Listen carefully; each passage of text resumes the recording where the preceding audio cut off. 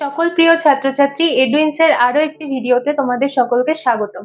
আজ আমরা দশম শ্রেণীর জীববিজ্ঞান বিষয়ের প্রথম অধ্যায় জীবজগতের নিয়ন্ত্রণ ও সমন্বয়ে যে টপিকটা সম্পর্কে আলোচনা করব সেটা হচ্ছে স্নায়ু সন্নিধি বা সাইন্যাপস।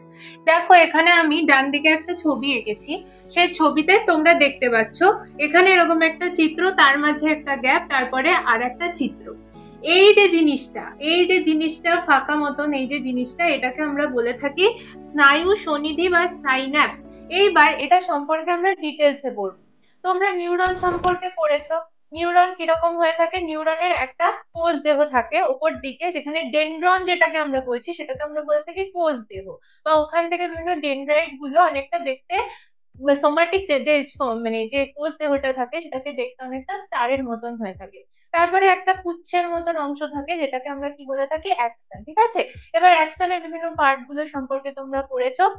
লাস্টের দিকে কিরকম থাকে? লাস্টের দিকে প্রান্তপুরুষ থাকে। ওই যে ঝোপালো যে অংশটা তোমরা দেখতে পেয়েছিলে সেটাকে আমরা বলে থাকি প্রান্তপুরুষ। ঠিক আছে, এবার যদি তোমাদের মনে নাও থেকে থাকে তাহলে আমি একটা জাস্ট জাস্ট তোমাদের বোঝার জন্য একটা ডেমো দিচ্ছি।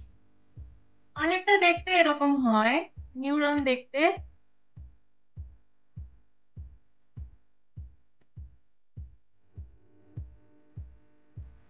স্টার শেপে এখানে থাকে অ্যাকশন,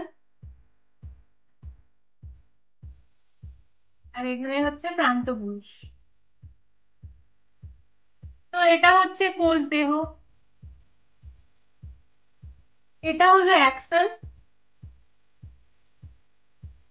আর এই যে লাস্টে যে যে ঝোপালো অংশটা তোমরা দেখতে পাচ্ছ এটাকে আমরা কি বলে থাকি? প্রান্তপুরুষ।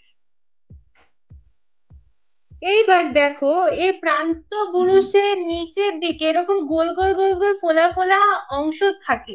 এই ফোলা ফোলা অংশগুলোকে আমরা কি বলে থাকি? সাইন্যাপটিক নব। সাইন্যাপটিক নব। এবার তোমাদের মনে কোশ্চেন আসতে পারে, এই জিনিসগুলো এরকম ফোলা ফোলা কেন? এই জিনিসগুলো এরকম ফোলা ফোলা কেন? দেখো, জিনিসটাকে যদি আমরা জুম করি, এই যে জিনিসটা, এটাকে যদি আমরা জুম করি তাহলে দেখতে পাবে এই জিনিসটা দেখতে অনেকটা এরকম হয়ে থাকে, অনেকটা এইরকম হয়ে থাকে। আর এই ফোলা অংশটার মধ্যে কি থাকে? এরকম কিছু গহ্বর থাকে, এরকম কিছু গহ্বর থাকে। এই যে দেখতে পাচ্ছ এখানে চিত্রে আমি এঁকেছি, এরকম কিছু গহ্বর থাকে। তো এই সাইন্যাপটিক নবের মধ্যে এই যে গহ্বর গুলো দেখছো, এই গহ্বর গুলোর মধ্যে কিছু রাসায়নিক পদার্থ এরকম থাকে, এরকম মজুদ অবস্থায় থাকে। এই রাসায়নিক পদার্থগুলোর নাম কি বলতো? Acetylcholine. Acetylcholine. এই অ্যাসিটাইল কোলিনকে আরেক ভাবে নিউরোট্রান্সমিটার বলা হয়। নিউরোট্রান্সমিটার বলা হয়। কেন বলা হয় সেটা আমি আলোচনায় আসছি। নিউরোট্রান্সমিটার বলছে অ্যাসিটাইল কোলিন। এবার আমরা দেখবো যে অ্যাসিটাইল কোলিনকে কেন নিউরোট্রান্সমিটার বলছে। দেখো, যখন সাইন্যাপস কাকে বলছে? সাইন্যাপস হচ্ছে দুটো নিউরনের মধ্যবর্তী অঞ্চল। দুটো নিউরন, এই যে দুটো নিউরনের মধ্যবর্তী অঞ্চল, যেখানে কিনা একটা নিউরন শেষ হচ্ছে আর একটা নিউরন শুরু হচ্ছে, সেই এই যে ফাঁকযুক্ত যে অঞ্চলটা, এই অঞ্চলটাকে আমরা বলে থাকি স্নায়ু সন্নিধি বা সাইন্যাপস বলে থাকি। অর্থাৎ যেখানে একটা স্নায়ু আর একটা নিউরন আর একটা নিউরনের সাথে সন্নিধি ঘটছে বা এখানে এসে মিলন ঘটছে, সেই অঞ্চলটাকে আমরা বলে থাকি স্নায়ু সন্নিধি বা সাইন্যাপস। দেখো, চিত্রটা অনেকটা এরকম হয়ে থাকে। ধরো এই কোষে এই একটা কোষ, এই একটা স্নায়ু কোষ,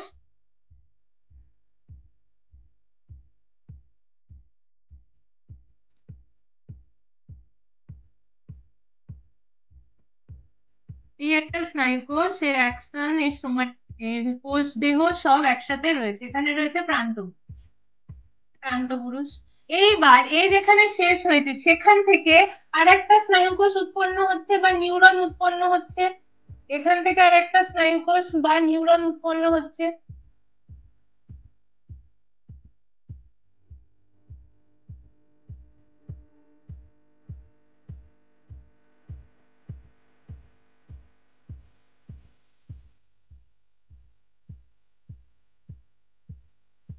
তো তো দেখো, এই যে নিউরনটা এখানে শেষ হয়েছে, এই যে এখানে সাইন্যাপটিক নবটা রয়েছে, সাইন্যাপটিক নবটার সাথে পরবর্তী যে নিউরনটা রয়েছে সেই নিউরনের যে ডেনড্রন অংশ বা ডেনড্রাইট যে অংশটা রয়েছে, যে এই কোর্সিকার মতো দেখতে অঞ্চলটাকে তো ডেনড্রাইট বা ডেনড্রন বলি আমরা, সেই ডেনড্রাইট বা ডেনড্রনের সাথে দেখো এটা সন্নিধি ঘটছে। এবার এই অঞ্চলটার জুম পিক আমি এখানে এঁকেছি। এই যে এই অঞ্চলটা যেখানে একটা নিউরন নিউরন শেষ হচ্ছে আর একটা নিউরন আরম্ভ হচ্ছে, তাদের যে জাংশন পয়েন্ট, সেই জাংশন পয়েন্টটার জুম পিক আমি এখানে এঁকেছি। অর্থাৎ এটা হচ্ছে এই আগের নিউরনের যে অ্যাক্সনের যে প্রান্তপুরুষ অংশটা, আর এটা হচ্ছে এই পরবর্তী নিউরনের যে ডেনড্রাইট অংশটা শুরু হয়েছে, সেই ডেনড্রাইট অংশটা। বুঝেছো? এইবার এখানে কি রাসায়নিক বিক্রিয়া ঘটছে সেটা সম্পর্কে পড়বো। দেখো, এখানে কি হচ্ছে, যখন সবসময় মনে রাখবে এই যে নিউরনের ভেতরে থাকে পজিটিভ চার্জ, নিউরনের ভেতরে থাকছে পজিটিভ চার্জ, বাইরে থাকে নেগেটিভ চার্জ, সবসময় মনে রাখবে। এটাকে আমরা কি বলি বলতো? অ্যাকশন পোটেনশিয়াল বলি। অ্যাকশন পোটেনশিয়াল বলি। এইবার যখন কোনো উদ্দীপনা আসে তখন কি হয়, সেই উদ্দীপনাটাই দেখো নামছে, নামছে, নামছে, নামছে। নামার পরে কি হয়েছে, এই যে সাইন্যাপটিক নবে এই যে ভ্যাকিউল গুলো ছিল যার মধ্যে অ্যাসিটাইল কোলিন পূর্ণ রয়েছে, এ এসে এই যে ইলেকট্রিক চার্জটা আসে, এই উদ্দীপনাটা এসে ওকে কি করে, ওকে নাড়া দেয়। তার ফলে কি হয়, এই যে ভেসিকল গুলোর মধ্যে বা ভ্যাকুল গুলোর মধ্যে যে তো অ্যাসিটাইল কোলিন গুলো ছিল, এই যে অ্যাসিটাইল কোলিন গুলো ছিল, এগুলো অ্যাসিটাইল কোলিন পূর্ণ থলিগুলো এরকম ফেটে যায়, বার্স্ট করে যায়। তার ফলে কি হয়, তার ফলে এখান থেকে অ্যাসিটাইল কোলিন নির্গত হয়ে পরবর্তী যে স্নায়ু কোষ রয়েছে, সেই স্নায়ু কোষের যে ডেনড্রাইট অংশটা সেইখানে আবার ঢুকে যাওয়ার ফলে স্নায়ু উদ্দীপনা এই এই নিউরন থেকে পরবর্তী নিউরনের মধ্যে বাহিত হয়। যে স্নায়ু উদ্দীপনা এই নিউরন থেকে অ্যাসিটাইল কোলিনের থ্রু কি করলো, পরবর্তী যে নিউরন, সেই পরবর্তী নিউরনের ডেনড্রাইট অংশ দিয়ে পরবর্তী নিউরনে প্রবেশ করলো। এইভাবে এক নিউরন থেকে আরেক নিউরনে কিন্তু স্নায়ু উদ্দীপনা প্রবাহিত হয় এবং স্নায়ু কোষগুলোর মাধ্যমে পুরো বডিতে কিন্তু ছড়িয়ে পড়ছে। তাহলে এই যে অ্যাসিটাইল কোলিন রিলিজ হলো বা নির্গত হলো এবং দুটো নিউরনের মধ্যে এই যে সমন্বয় সাধন করলো, তাই জন্য একে আমরা কি বলছি, নিউরো ট্রান্সমিটার বলে থাকি। এই যে দুটো দুটো নিউরনের মধ্যেও সমন্বয় সাধন করলো স্নায়ু উদ্দীপনা গ্রহণের মাধ্যমে, তাই অ্যাসিটাইল কোলিনকে আমরা বলে থাকি নিউরো ট্রান্সমিটার। এইভাবে কিন্তু যে সাইন্যাপস কাজ করে থাকে এইভাবে। তো কখনো কখনো এরকম হয়, কখনো কখনো এরকম হয় যে একটা কোষের একটা নিউরনের, ধরো একটা নিউরন, এই নিউরনটার এটা হচ্ছে সেল বডি, এটা হচ্ছে অ্যাক্সন, এটা হচ্ছে প্রান্ত। এবার এইটার সাথে কোনো কোনো নিউরনের এরকম হয় যে এই নিউরনেরও উল্টো ভাবে রয়েছে, মানে এই নিউরনেরও প্রান্তপুরুষ সেইভাবে রয়েছে।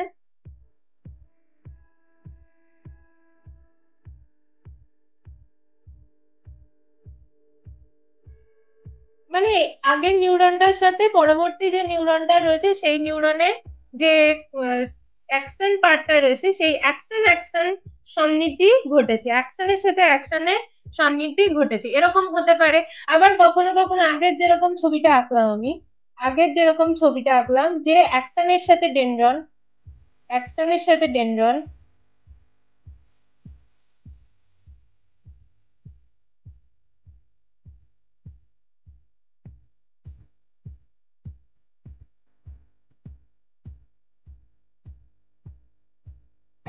সাথে পরবর্তী ডেনড্রন,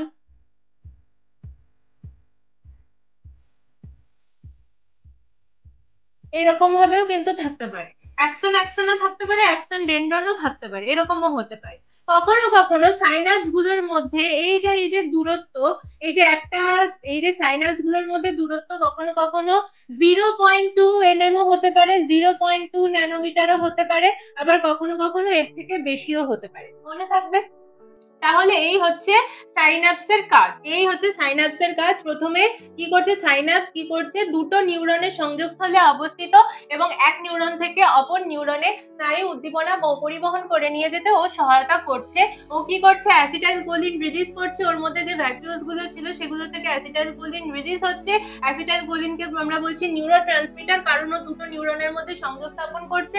অ্যাসিটাইলকোলিনের থ্রু একটা নিউরন থেকে আরেকটা নিউরনের মধ্যে স্নায়ু উদ্দীপনা প্রবেশ করছে। তাহলে এই হচ্ছে আমাদের সাইন্যাপসের কাজ। তোমরা তাহলে টপিকটা বুঝলে। যদি কখনো কোনো অসুবিধা হয় এখান থেকে, তাহলে অবশ্যই সেটা কমেন্টের থ্রু আমাদের জানাবে, সেটা আমরা পরবর্তী আলোচনায় নিয়ে আসবো। আমাদের ভিডিওটা কেমন লাগলো অবশ্যই তোমরা জানাবে, আর এরকম আরো শিক্ষামূলক ভিডিও পেতে অবশ্যই এডুইন্সের যে ইউটিউব চ্যানেলটা রয়েছে সেটাকে সাবস্ক্রাইব করবে এবং ফেসবুক পেজটাকে লাইক, কমেন্ট এবং শেয়ার করবে। ধন্যবাদ।